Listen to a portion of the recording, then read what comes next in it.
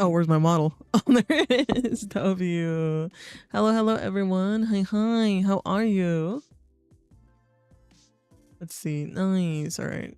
I'm trying to check all the things I need to check. My control room. How are you guys? Congrats on being first, Donnie. Congrats. Good job. Hi, Queenie. Hi. Hi, Lisa.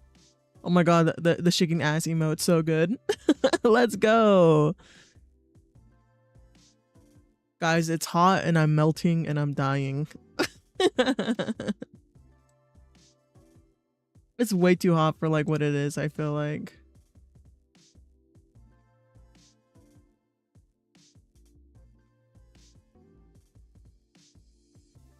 I'm like, oh, where do I even put these? Oh, let me check this real quick.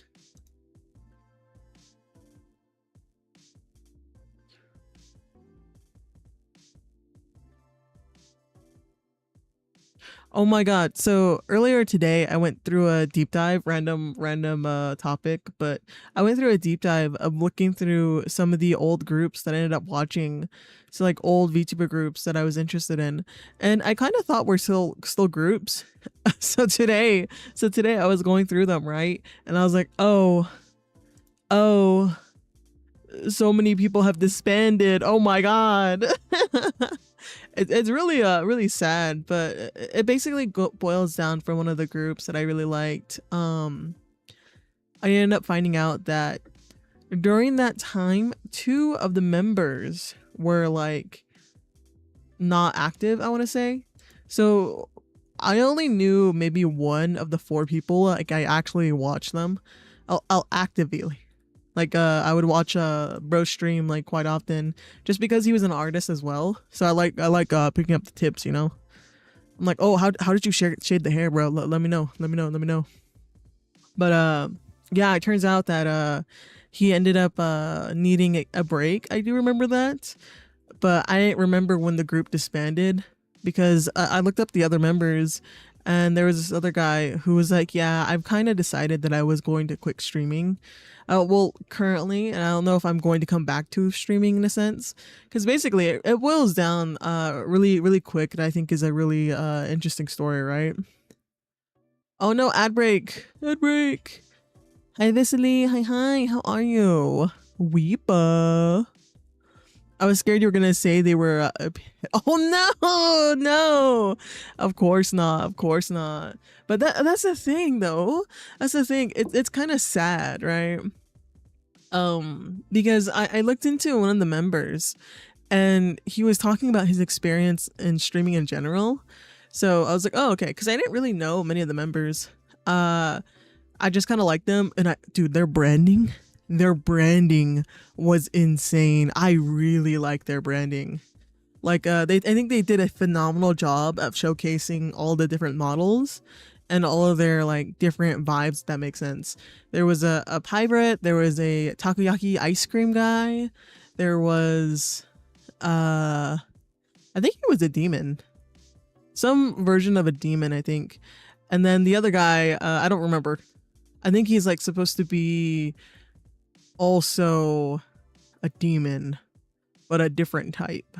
But even though 2 of the members, I guess, that were like kind of sort of like demons, I didn't look really too close into it, but their models were really good, guys. Like their models were phenomenal. Like I'm talking about like the quality of like agency models, if not better. Because they had such a like, how do I explain this? They weren't like completely in the same vibe, I want to say, as Invicta, but it was very close.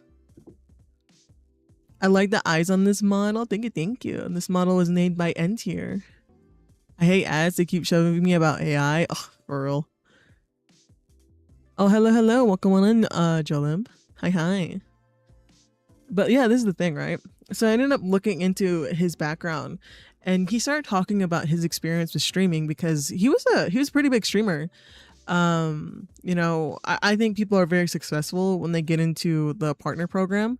So that's an average viewership of like 75 people for like 2 months, I want to say. Yeah, they say you have to do it for like 75 for 1 month.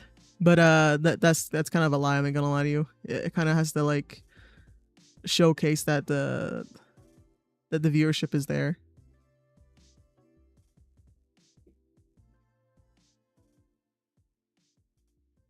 Oh, is this not popping up?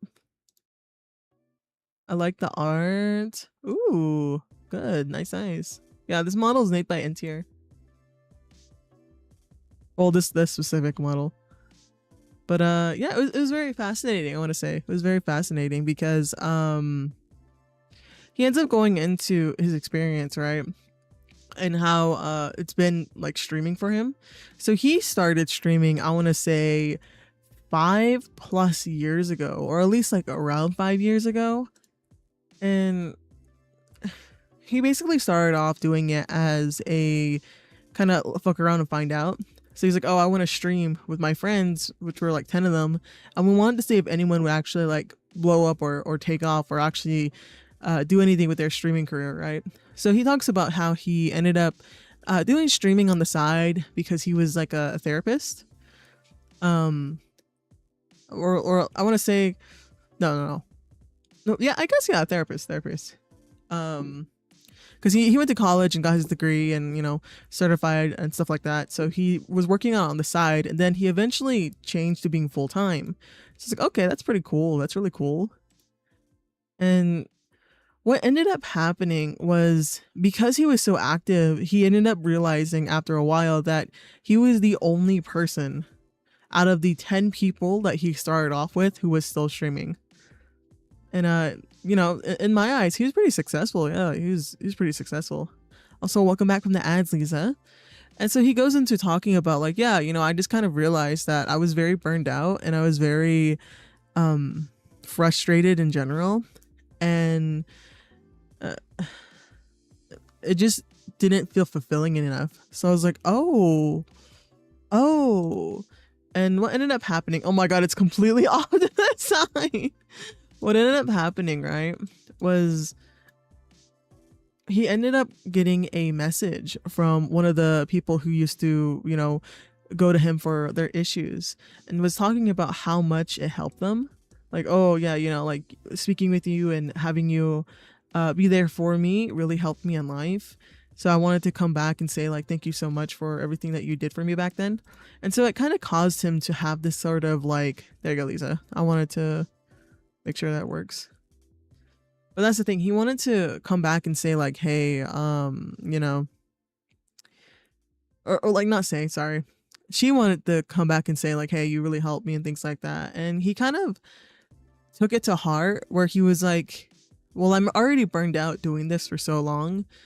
And, you know, I really loved my career. It's just that it had gotten to a point where it was too much. And I'm in a position where I can kind of just stop and go on a hiatus and do this or that. Because, you know, there's a wide variety of reasons why people put a stop to their streaming in any regards to the case, right? So it was really fascinating to see his kind of thought process on it.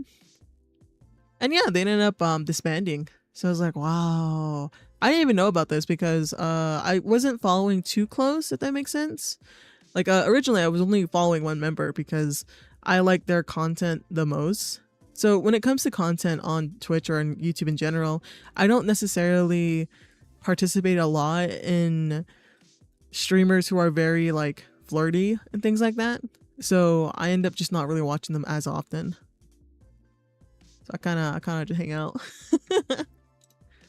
Yeah, it kind of had me like, what do you call it? Very surprised, I want to say. Because I wanted to use them as an example for another like discussion I was having with someone. Where I was like, oh, wait, no, yeah, they disbanded. Oh. Oh, sad. Because they were very active as well, doing like covers and doing like, what do you call it? Doing musical covers and doing like collaborations in general with each other, because it's very rare, I think, to see a lot of fully like not fully like the like look at a like for example, look at the pack, right? Like when you look at VTuber groups in general, whether or not they're content oriented or just like friend groups, it's very rare to see like an all male lineup, if that makes sense. And that's what I've kind of noticed as well, is like, oh yeah, no, you're right. I don't really see a lot of groups that have just like a fully male lineup. I do see that often with the girly pops, but I don't really see it often with the other dudes. I'm like, damn, dog. And there's a lot of reasons as to why like streamer groups or content creator groups don't really pan out, right? Let's see. Here, while I'm yapping about this, I want to go on the art side. There we go. I was working on the thumbnail. But yeah, this is the thing, right? Is that when it comes down to it, right? In content creator groups or groups in general, it's very easy to kind of fuck around and not really, like, it's like a communication thing, right? Part of it's a communication thing, and another part of it is, I think, just in general expectations, as well as like expectations either within the group itself or expectations outside of the group. Because one of the reasons why they had disbanded was the outside pressure that people were giving them. So I'm like, oh damn, because it is very fair. All of them were pretty successful streamers. A lot of them were partnered and had over like 5,000 subscribers on their YouTube channels. So I'm like, damn, okay. Like, and that's the thing. I think they were like in the 3 digits, if I remember correctly. Okay, gotta look for now, but I hope you have a lovely day and everything will be all right. Thank you, Lisa. Thank you. Thank you for the lurk. There we go. But yeah, I think it's fascinating. I don't know, because I don't really think too much of some of the groups that I ended up like watching, right? And it's very rare for groups to stay consistent for like years, right? Even this boils down to even like YouTubers, right?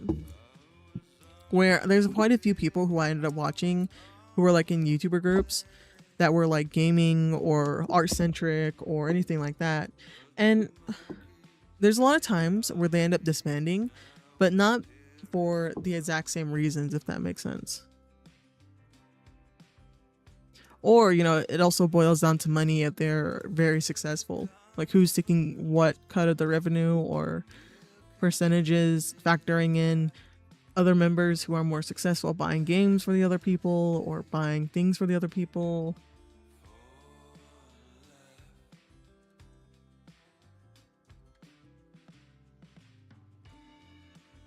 There you go. I'm trying to fix my music on my side.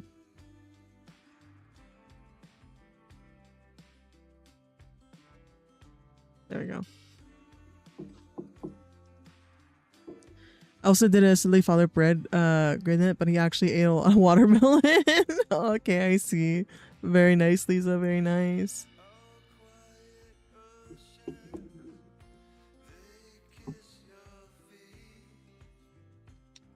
But yeah, there's a lot of groups that I kind of feel like I don't really pay much attention to just because they're not necessarily on my radar anymore. Like, I always like hearing about all the good things or if there's anything unfortunate happening with some of them, because, you know, I do care. I do care. But yeah, I feel like my days of going out and finding groups to watch, I think, are kind of over.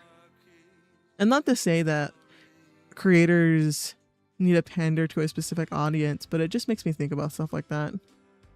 I'm like, oh yeah, I haven't watched these creators or these people in quite a bit of time. I wonder what they're up to. Hey Takeo! I sniff you. How you doing, Takeo?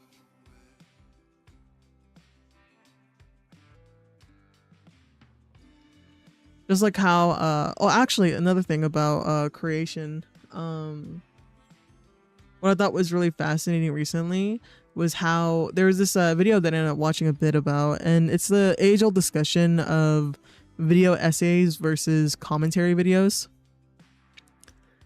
and the how people get them mixed up all the time, I feel like. But yeah, that's the thing, right? There was this girly pop who ended up making a long video featuring many different creators that I've seen across the internet. Some people are very much beloved, other people are very much so not. And it's a mixed bag between you either love them or hate them, right? So I didn't watch majority of the video just because I was like, yeah, I don't think this video is for me.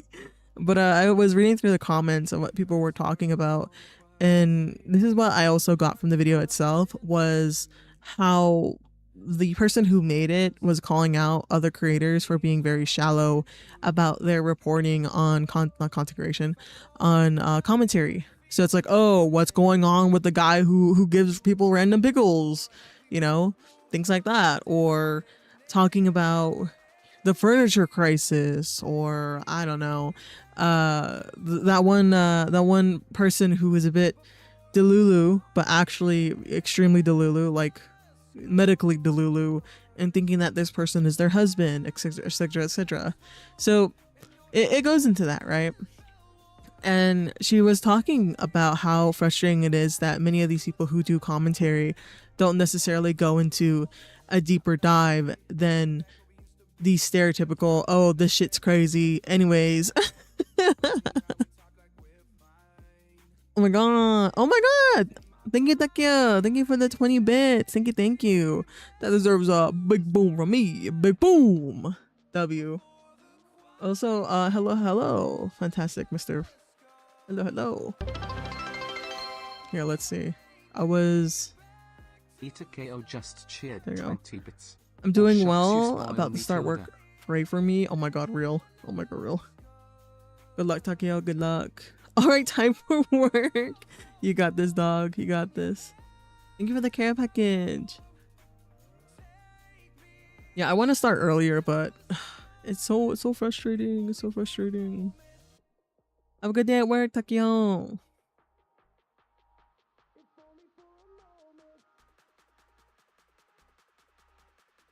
There you go. But yeah, it was very interesting, right? Because it started off with this huge disclaimer about how I guess some of the content creators who were featured in the video have like a Discord server and were harassing her to take down the video in general, which I was like, oh, okay. Interesting. I'm not saying that they didn't do that, but it's a 0% chance that they you know, I don't necessarily want to 100% believe it, but I also am not dismissing it, if that makes sense, because content creators be crazy. Content creators be crazy, dog. Hello there, hi Jaybird, how are you? Hi. But yeah, so she was getting a lot of heat because people were people were disagreeing or not really understanding where she was coming from when it came to some of the creators that she was mentioning, because the creators that she was mentioning were people who were doing more comedic commentary. And that's the thing too, I kind of agree when it comes to commentary that you kind of just have your like maybe 1 or 2 people that you listen to, because many of the topics are covered all over the place.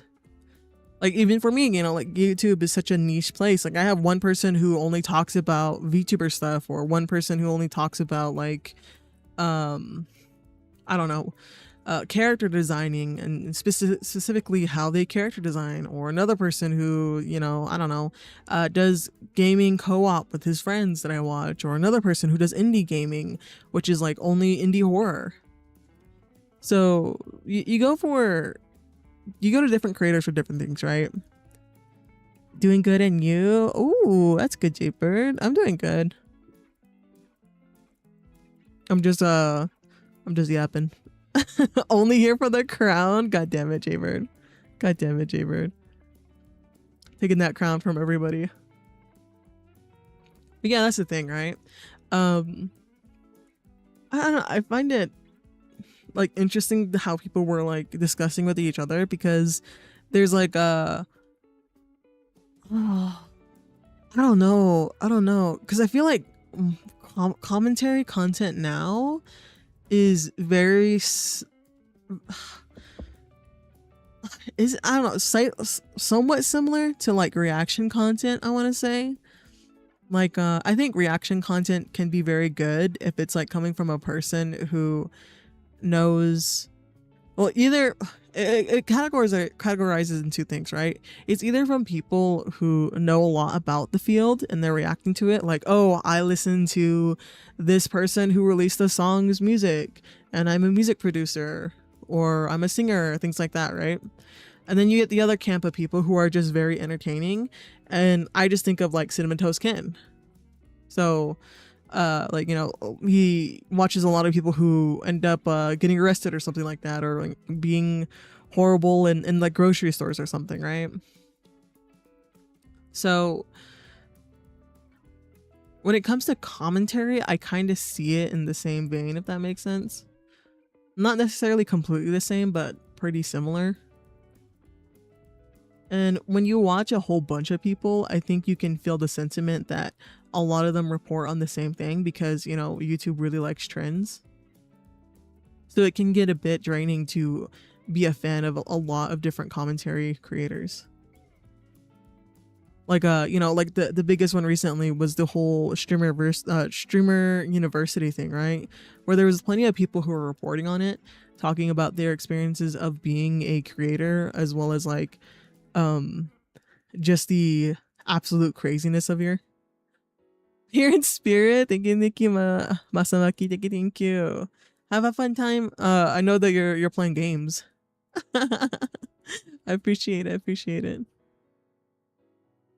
But yeah, it's like that, right? Where it's like, damn, that's crazy.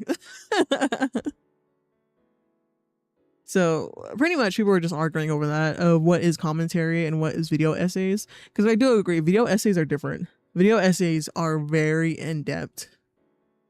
Like, you know, like the guy who made an 8-hour long video discussing The Witcher, or people who make very more deep divey type of content, if that makes sense. Like, oh, like a Negative Legend who made made their career off of like doing what happened to Winx, what happened to, I don't know, My Little Pony, or what happened to She-Ra, things like that, right? So it just makes me think about how other people kind of consume content in general. Let's see. Because I kind of agree with the sentiment that some people have that like you can't just completely just be a creator or completely just be a consumer, because after a while you want to, like, I think that's why like comment sections kind of exist as well, where it's like a low-hanging fruit of how to have a discussion or to kind of get your feelings and ideas out there, because not everyone's gonna have time to actually sit down and make a YouTube video. Like the most time that people probably have, like the average Joe probably has enough time to make a like post on Reddit or something, and that is even if they even use Reddit, or making a thread on Twitter.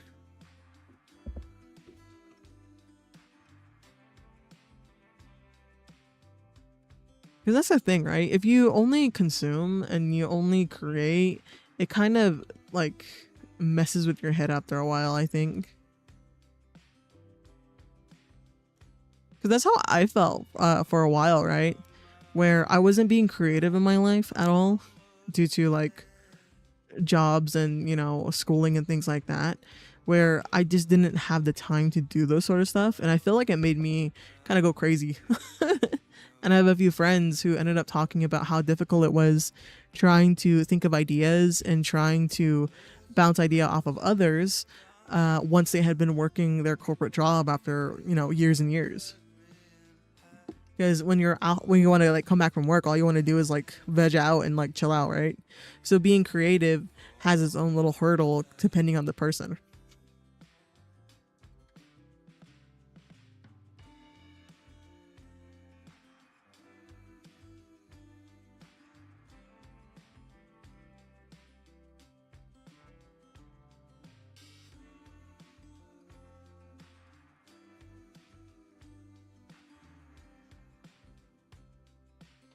And being on YouTube lately, because, you know, I stream on YouTube and I stream on Twitch, right?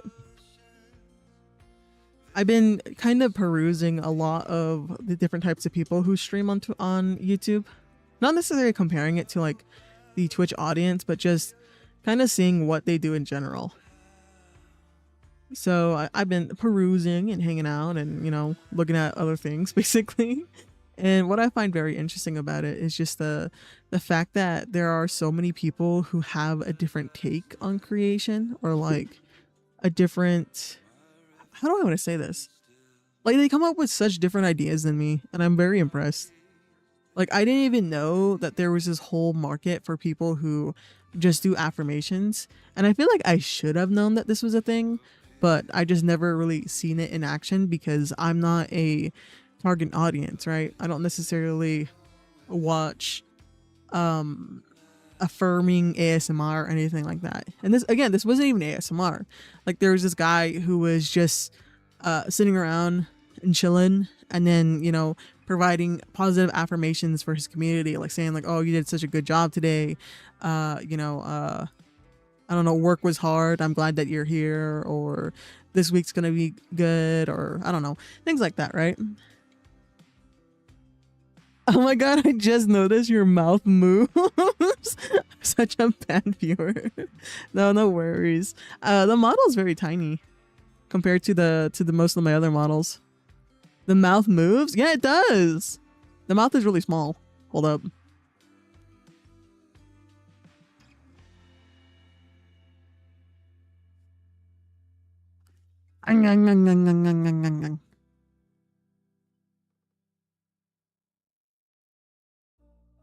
Oh, my scythe is cut off. I didn't even notice that. There you go. Maybe I should sit on this side. Yeah, sit on this side. Let's change it up.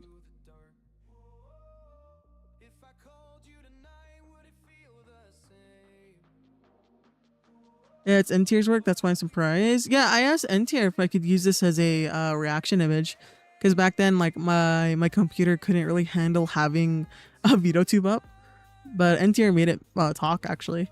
So I was like, oh my god, that's so nice. I'll be yapping. Reaps, I'm heading to bed, but just want to say that you're a badass. I love having you as a friend, and we need to have zombie time or some kind of game night soon. Yeah, of course, we can schedule one if you're free this week, if you have time. I haven't reached out because I don't know how your schedule is. I'm like, I don't, Six probably dead, I don't know. But yeah, I'll message you. I'll have some zombie time. I'm so hype. Oh, I should download the rest of the Vane update actually. I should do that. But have a good rest, Sick. Thank you for coming in. It's so good to see you. Thank you. Have good sleep. But yeah, there's so many things that I kind of just realized, right? Also, I'm glad I have you as a friend as well. W Sick. Sometimes my brain tries to go on to a new topic, and then my brain just kind of like tries to bounce out. I'm still out of time for a couple of weeks. Oh, bro. RIP. That's so fair. No worries. We'll have time eventually. I do love me a zombie game. Hello, Kira. Hi. Also, hi, Reaper. Hi, Silver. Hi. How are you all? When I get back though, we killing some zombies. Bet. I'll be ready. There you go. I should make sure that I have this right here. Good. Oh my god, Jaybird, your wig got snatched. Just chilling watching Fruit Basket. Oh, nice. Oh, speaking. Oh my god, hold up. I have so many topics in my head. Hold up. What were we talking about? We were talking about the affirmations things. Okay, affirmations thing and then anime. So the thing about the affirmations is that I didn't even think of that, because the most that I tried to do that was any semblance of being like nice to you guys was the affirmations. Like I think I had a redeem at one point where it was like I think it was like for 1,000 points I'll give you an affirmation, but I was so bad at it that I was like, guys, this is really awkward. I think this is awkward for you as well. Because I don't really know what to say half the time. I don't really know what to talk about. I'm just like, yo, you did good, yeah, fuck it up. I don't really think of like a super comforting or like nice thing to say. And that's the thing too, is I really admire people who have that sort of thought process, or like had to work really hard in order to be able to do that. Because in my opinion, like, it's kind of rough. Like I give a lot of praise to people who do content around like how do I explain this, like ASMR adjacent content that is like more geared to the person personally. Like, you could argue that it's parasocial and things like that, but I think it's also like an art form in a sense, because it's something that I don't think I could do, because I would just be way too awkward about it. Like, for example, when other people who are part of companies, right, like VTuber companies, are able to kind of bounce off of each other very naturally, or make quick jokes, or, you know, have some sort of chemistry with their gen mates as well as their like senpais and kohais, right? So I find it very like, oh, that's so cool. I'm like, whoa. Like, I'm not the type of person who really wants to do that, but I can give a lot of credit to people who are good at it. Yeah, also welcome back, Kira. W.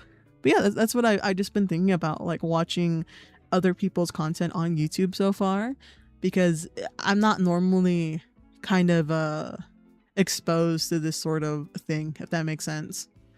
Many of the creators that I watch are pretty much just creators. Like, they're not very personal at all, if ever. Like, the most personal they will get is when they have life updates, like, oh yeah, I have a kid, or oh, eventually my dog died, etc, etc. They're not necessarily geared towards like, oh, we are friends and we're hanging out together, or they're not really role play, if that makes sense. Because that's another thing. There was a period of time where I was fascinated with people who did like ASMR roleplay stuff, just because, again, I was like, I didn't even know that this was a whole market, bro. This is fascinating. You know, again, because like I think it was a few of the people who I knew or like were mutuals with, they ended up doing like roleplay ASMR for like a Christmas event, basically. And so in support, I watched a lot of their audios, and it almost killed me. It almost killed me. Because one, you get the aspect of like, I know who these people are. I have talked to them or participated in their events, or, you know, went to their streams and have some sort of relationship like with them. So I'm like, oh, this is so weird. This is so weird. Not bad, but just different, right? Just very, very different. And then getting back into looking at more corporate VTubers have kind of made me realize that, like, yeah, no, this is a whole industry. And then to see, like, okay, this is my thing. I like being undercover in like fan places, if that makes sense, that are not my own. So I had a really fun time looking at people's interactions when it came to fan stuff, if that makes sense, like meet and greets, or like a thing that I think is very interesting in like any idol culture is you get those like pepes, right? Or those puppets. I don't know what they're really called, but they're like little puppets, right? And so you'll go around your life, like you'll go around in real life and like go around and kind of like take pictures of it, or take it with you to different events, and then you take a little picture of the little guy to show that, like, you know, oh, my Oshi's here with me, or like just like, oh, let's go and bring this little dude around. So it's a kind of like culture in and of itself when it comes to Japan and Korea, right? Where I think, oh my god, that's so cute, because it's not very different from like those people who like bring their childhood teddy bear or childhood toy and travel around, right? Or have like a traveling companion like that. So I think it's pretty neat. I think it's pretty cute. Or how people interact with their fans in general. W roleplay ASMR. God damn it, Jafer. But yeah, it's so, I don't know, I find it fascinating. Or seeing like some people who, like, for example, I like making thumbnails. It's one of the things that kind of brings me joy, right? Like either making my own or possibly making other people's. I haven't had someone commission my thumbnail, like me to make thumbnail art for them. Because that's the only way I'm going to do it. I am not doing this for free. The only time that I would think about doing it for free is probably for one of the creators who I enjoy. And that's like it's a big maybe. That's a big maybe, right? Like I would probably really like to draw Scarl Yonaguni. Yonaguni? Yeah, Yonaguni. But her streams are crazy, bro. I'm like, oh my god. Like her thumbnails go crazy. And I'm like, you know what? You know, you keep cooking. You keep cooking, dog. You keep cooking. But I haven't had the inspiration to really draw anyone else's thumbnails, if that makes sense.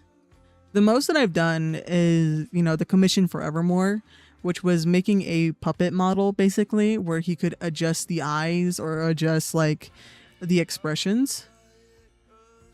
Oh, that reminds me. I gotta send that over too. I keep forgetting. I was gonna make the eyeballs move, but I kind of forgot. So I gotta go do that later. But that's the thing, right? Is just me thinking about the things in that nature, if that makes sense.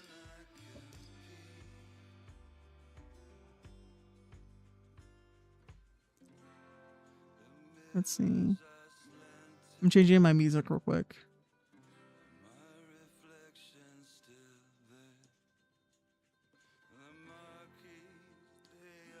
Because I think idol culture is very interesting and can be very wholesome.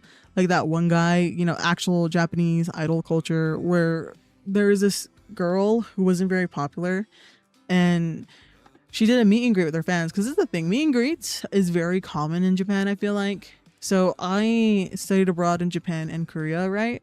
But I've also experienced idol culture in both. Basically, if that makes sense. Don't forget the save boss. Bet. Thank you. So welcome on in. It's good to see you again. But yeah, that's the thing, right? I experienced idol culture in both countries. So I used to watch idols in Shinokubo, which is like the Koreatown of Tokyo, like unofficially. And it was really crazy to be able to meet idols that were like kind of starting out, like Korean idols. And with the Japanese audience, it's very common for you to be able to like touch their hands or like talk to them personally, like an actual like meet and greet, as long as you purchase like some sort of like Polaroid to take a picture with them or a picture of them, like a printed picture of them, and have them sign that. It was a whole thing that I didn't even know was like an actual thing. I was like, oh, this is interesting, you know? And like autographs were super fucking cheap back then. They were like 1,000 yen, so equivalent to like $8. So you could talk for a little bit with your favorite Korean idol. So I've kind of noticed, like, I kind of understood later on that's kind of how Japan handles their idol culture in general, is where you could meet them. Because I think that's for more like underground artists. And then eventually, once you get popular enough, you can actually charge like full on money for meet and greets. So like we're talking about like $50 per person. Because that's the thing, right? I also looked into like some idols personal meet and greets that are available through like Discord and shit like that, for like the company's official Discord, and they have a whole setup for it. But basically, I was like, $50? I was shook. $50, guys. $50 for 1 minute to talk with them. It's crazy. It's crazy. Thank you. Yeah, I was like, $50? $50? I was shook. Because the only thing I have it to compare it to is when I met voice actors within like a voice call, so like face to face. So that I ended up meeting Dan Warren for like 3 minutes, and I paid, I think 60, but $50 for 1 minute? Insane. And I'd be seeing like the receipts of all these girly pops who are like buying like time with them, or like, oh, this is where I was getting at. I ended up seeing a very popular thumbnail artist and fan art artist who was a part of the event, right? And she bought like, I want to say 3 or 2 minutes. She bought more than 1 minute with each member. And I'm like, God damn. But yeah, she's really, really famous. Like she makes like a thumbnail art for like Vanta, like Niji Sanji members like Vanta, Vox, I think Frio, as well as like I think Hollow Star members. I think she's like really into male VTubers in a sense. So like Hollow Stars, First Stage Production, Niji Sanji Yen, or the names that come to mind. But it was fascinating. I was like, wow. Where do I pay? Oh, God damn it, Jaybird. I don't know. Because this is the thing, right? I don't think many VTuber companies want to get into Discord calls with idols, if that makes sense. Because my concern with it, because this is the thing, I have done I'm exposing myself, bro. I ended up paying for meet and greets with Korean idols, like kind of indie in a sense, not very popular, I want to say, unfortunately, but you know, they just were starting out, and I paid for online meet and greets with one of the groups that ended up still like releasing music, and the experience was fine. It was fun. You know, I recorded, I think, the call itself, which was nice, but I had to record it on like a separate device. But it was fun. I don't know. I had a lot of fun with it. I don't remember how much I paid back then, because I only liked one member enough to actually have a meet and greet with them. Because like they were like a K-pop group of like 12 people, I think. And your accent is so nice to hear, by the way. Oh, thank you. $50 though? No, exactly. That's what I'm saying, bro. Oh my God. Also, hello, welcome on in. But yeah, that's the thing, right? Is where I'm like, God damn, $50, bro. Like that's a lot of money. But yeah, like people are like buying multiple tickets for multiple different idols, if that makes sense. Because it kind of shows that some companies, some VTuber agencies are very much focused on the idol culture. And it makes sense, obviously, because we had this discussion before about how that's where you get the money of like having that sort of personalization of like, oh, you know, like I hadn't seen such a very blatant kind of like talking about a specific chatter like ever. Like, for example, I've been sitting in like different live streams, right? And for one person to be like, oh yeah, you know, or how did I bring this up? I was watching these two people like play a game, like a co-op game, and they ended up getting on a topic of their fans in general, and one person had brought up a very specific fan, like by username. And so they were having a discussion about them and saying like, oh, what do they like? Oh, well, if you do this, they really like this. You know, if you call, you know, this person a stupid girl, you know, they'll go crazy. I don't know, like the degradation kink is crazy. And the way my jaw dropped, because I have never seen a corporate talent really do that, if that makes sense. So I was like, oh my God, y'all are different on the side. Y'all are different. Like I have rarely seen anyone really call out to specific fans that they have, especially when they're part of a corporation, because that's really not something that you do. Thank you, I appreciate it. Thank you. But yeah, I don't know, that's what I just been like kind of seeing quite a bit of, which I'm just fascinated, because again, it's something that I don't really see at all. Because we can even get into the talk about like how certain VTubers, once they like the whole reincarnation, or like past live discussion that's really adamant. Like, I remember there used to be a website that showcases past lives of different live streamers who were VTubers, and it got taken down, I think, because of like people being upset with it, because a random fan just made it, right? It's like forbidden knowledge or whatever. And I'm like, if you look hard enough, there's like Reddit threads of, you know, people talking about or like coming together to see who these people are. You know, because it's the internet. If people want to find out, they will find out, unfortunately. But that's, you know, the talent's job to kind of understand that if their company really doesn't want this information to be leaked or like kind of divvied out, then they need to take certain precautions in order to like scrub as much as they can.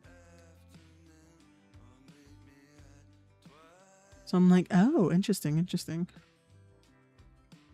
But oh yeah, so the discussion of like meet and greets. The reason why people don't really want to do them online is just because there's a lot of factors, right?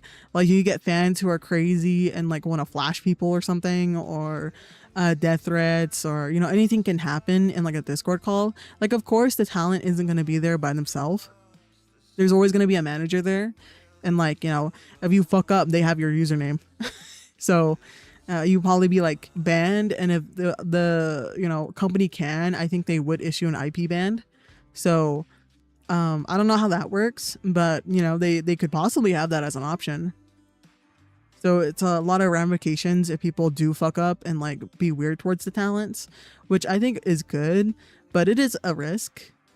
But I don't know, it's like half and half, right? Like at the end of the day, it really, like famous idols are able to do fan calls, I think almost anyone can. personally like I'm talking about, I think it was Astro, I want to say. I don't know if they did fan calls, but I know quite a few. I think ATs, I was never a fan of ATs, but their music slaps. So a lot of my friends were really into certain idol groups, or like Korean idol groups. So that's like my only point of reference when it comes to just I guess things in general, I want to say.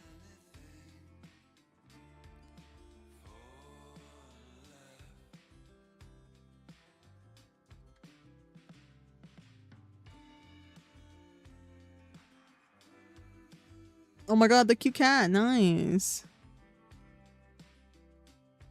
cat. But yeah, it's like that, right? I don't know, I think it's interesting. I think it's very interesting.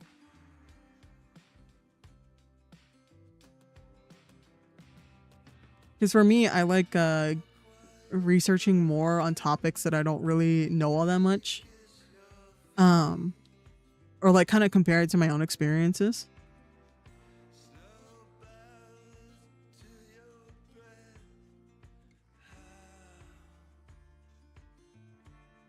Let's see.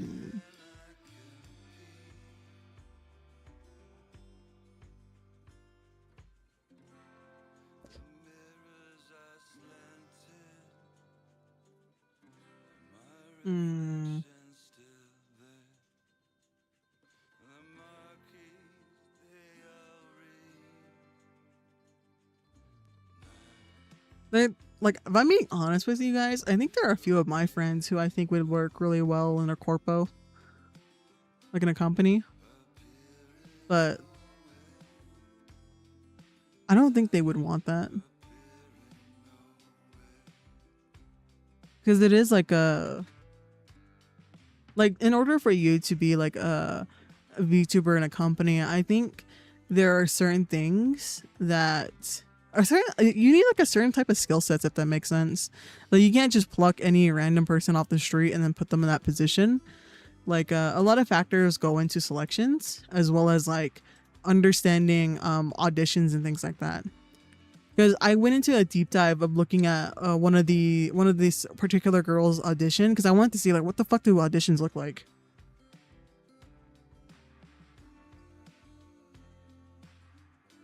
Because like, mind you, I have no experience whatsoever in like VTuber auditions really, or like how do I say it? Or how do I say this? I've never really seen too many videos on it, Like the most that I've ever seen any VTuber audition kind of like go mainstream is basically when people were auditioning for VShojo. Way back in like way back like 2 years ago, right? When they opened up auditions and like everyone was applying. So I was like, yeah, I haven't seen much talk about auditions in general since then. But I know some people are very open about the fact that they applied or kind of release their audition tapes from whenever they've been denied and they decide that they no longer want to try being a part of the company. So that's pretty much where a lot of people's audition tapes do come from. Like people who have given up applying for Nijisanji or given up applying for Hololive. And it's very interesting to see the progression, especially if they applied more than like 5 times, right? Because it's like, damn, you were dedicated. you were dedicated in applying. But I kind of also see why some of them, at least the earlier ones, why they weren't chosen. Because it goes into the factor of like, you know, you're applying for a specific job. So I think showcasing, like I think you're showcasing your skills is very good. I think you should take full advantage of any awards that you've gotten for various skills, whether it be in art, mixing, or like singing in general. I think that's very good of you to do. However, I think that the skills that should be prioritized and most shown off are the skills that you're going to be using in that job. So how do you handle with weird comments? How do you handle with a large viewership? Have you ever been in front of more than 100 people in your IRL life or in your, you know, in your streaming career? So a lot of these people who end up, gotta go, bye. Okay, no worries, have fun. Thank you for coming. But yeah, this is the thing, right? It goes into like, in general, how people don't necessarily think of that, where they are showcasing their abilities and skills, which is great, but they're not showcasing the most important ones or putting it into practice. How is your ability to storytell? You know, if you script every part of your video, because that's the thing, if you script every part of your video, will you ever be able to truly showcase your skills during like being in front of a live audience or anything like that? You don't necessarily need to be perfect, but being completely scripted, I think, is going to hurt you overall. Or, you know, how can you relate the skills that you have now with what you want to do there? What is your clear goal of what you want to do? How many projects are you wanting to work on? Because if someone like came up to me and was saying that they wanted to this, that, and the third, like 4 or 5 different projects, I would be like, okay, slow down. Okay, slow down. Like, I understand being very like adamant and being very excited about stuff, right? But again, we all need to be realistic about how much we can do, and that's something that I'm trying to learn and understand, obviously. But I think it's bad if you do that for an audition. So watching through some people's auditions where I'm like, oh my god, you are a powerhouse of skills, but I don't necessarily see you focusing on the one that matters the most, especially in some of these companies, which is I think singing is good. Like if you can sing, fire, take full advantage of that. Take 100% full advantage of that, especially your skills and your understanding of singing. 100% take advantage of that, and the fact that you can mix as well. You know, full advantage. But also, I think showcasing how you are on stream, I think, is the most important part. Like how do I explain this? When you're auditioning for a VTuber agency, I think what's most important is your ability to kind of freestyle, if that makes sense. Jumping from one topic to another, as well as kind of having that sort of commentary while you're gaming. Because most of the companies want people who do gaming, not necessarily for any very specific reason other than the fact that, like, you know, it's kind of like the easiest sort of content to do. Not saying the gaming in general is easy, but just like as a content where they can easily get licenses for the game. They can easily tell you yes or no over it, instead of like, hey, you know, I kind of have this idea, would this be okay? Okay, well, what type of, like, for example, like say a cooking stream, well, what type of products do you want to use for it? And to make sure, I think you need to put everything in like a kind of glass vase, or like glass sort of like a things or cover up the labels, because again, at the end of the day, you are working for a company. So if you're using opposite brands of, like, I want to say, if you're using the company's rivals stuff, then it can be a very like, oh no, don't do that type of thing, right? That's why it's kind of hard for them to like have very specific, it's hard for them to have very specific, what do you call it? Very specific covers that they could do as well, because certain, you know, music companies or you know, whatever producers will only allow certain songs to be sung, or, you know, copyright and things like that. But, you know, I think it's easier to get a approval on the game when you see someone else do it. So like, oh, the generation before you did like a whole thing with like, I don't know, Dream Daddy, then bet you can just play Dream Daddy for your first week. Like, I'm sure they probably have like a list of like approved games or something that's like constantly getting updated. Like, I have no idea. I've never been a part of a corpo.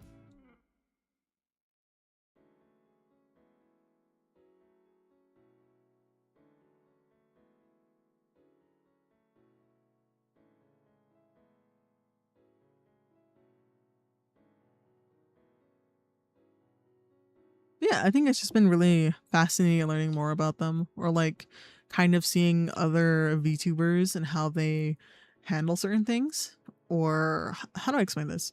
How they interact with one another, as well as like interact with their fandom base.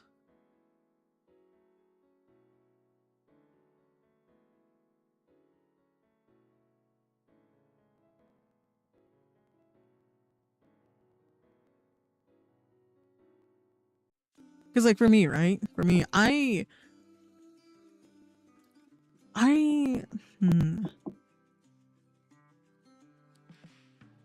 for me, corporate VTubing is so outside of my wheelhouse, and if I'm being honest with you guys, I do mind my words when I do talk about corporations, or like, you know, talking about VTuber agencies in general, because I think it would be cool to do a collab, you know, but like that's way far in the future, like with talents and stuff like that. And that is if like, you know, when I think about companies, especially Japanese companies, it's a lot of the decisions are given to like the heads of the companies, so not really the people who work with the talent itself, but more so kind of like dude who invested like, I don't know how much yen, wants you to do this, basically, right? So when it comes down to it, thinking about brand, and especially like when it comes to creators of any size, like for me, basically what I'm getting at is you know, I would fall under the tree of being non-binary. I think I like we talked about this before, in a sense of where I don't like categorizing myself into those categories, if that makes sense. I don't want to put myself into that position, just because how to explain this? I don't want to put myself into that position because I do not want to take away opportunities from people who are a part of those communities, if that makes sense. For me, the way that I see myself, and the way that I have always seen myself, is just a person who doesn't give a shit about how other people address them in terms of pronouns or, I guess, identity. For me, I just be chilling. And for me, it's not that deep as it would be for someone who is a part of those communities, if that makes sense. Like someone, like I don't want to be taking away any sort of representation or any sort of experience of people, if that makes sense. Like for me, I'm just, you know, I'm just Reaper. I just be hanging out. I don't really care if people draw me as a man or as a woman, or refers to me as he or she, or even just they. It doesn't matter to me. I don't mind it because it's something that I've kind of dealt with my entire life. So I don't really see it as a big deal in my eyes. Is it me or the mic popping? No. Oh no. Are we losing connection? Because I see it unstable. Is it continuously the pop? It could be that my mic is also dying. Ooh!